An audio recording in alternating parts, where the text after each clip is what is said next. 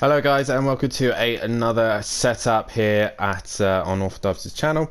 For this round, it was round 5 of Simplay Motorsport, and we were racing here at Redbull Ring in the night. I've been really struggling for getting this track absolutely nailed due to obviously with Simplay don't run track limits, so we are able to allow to take a bit more track limits than normal due to the fact that sometimes the game is a bit harsh, and this one of the circuits that is a bit harsh for that.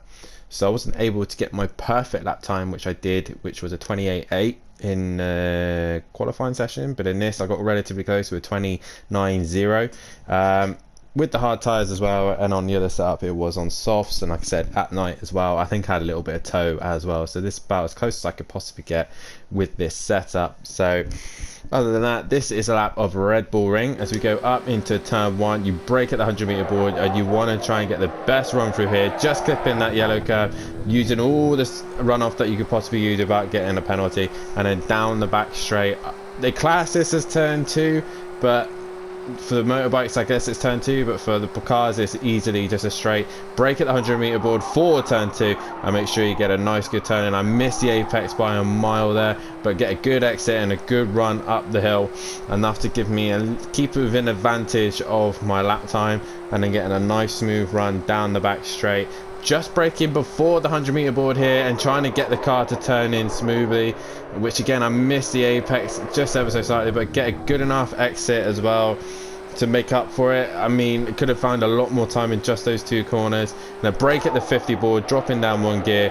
The car wants to slide and bite, just gently, easy on the throttle, and I get a good exit. Same again in this other left-hander, just braking the service row, trying to keep it nice and smooth, change up a gear to keep it traction, and then around that little right-hander, and then finally into the most difficult section for me, trying to keep it within track limits, braking just for the 50-meter board, down 1 gear, nice and smooth, clip that curb, don't run too wide, brake here as well, drop 1 gear and try and get a nice smooth exit.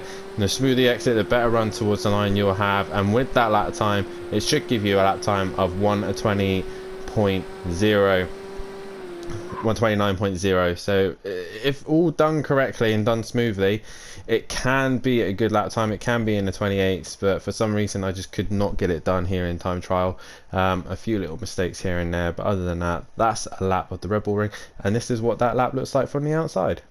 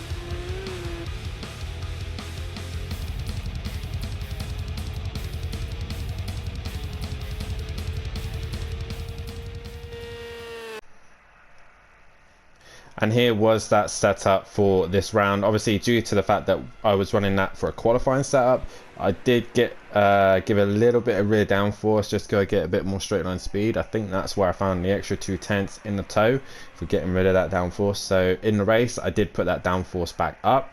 And also due to the fact that it was a hotter conditions, I was running hards, but in the night race I was running the softs.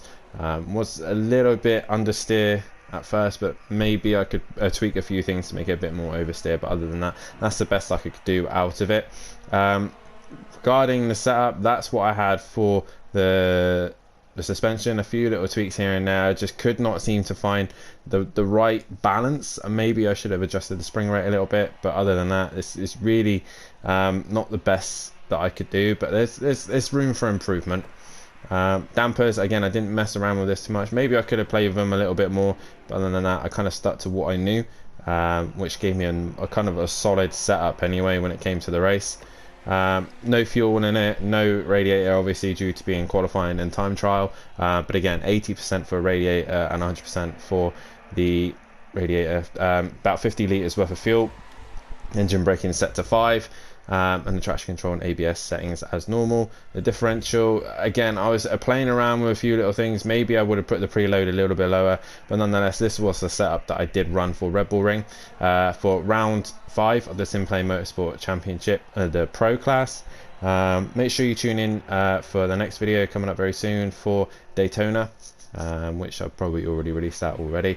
But nonetheless, this was the setup that I used for a Red Bull Ring. I hope this helps, and I hope you give Simplay Motorsport a like and subscribe, and also give myself a like and subscribe. Hit the bell to be notified for when I am live, and I will see you at the next setup.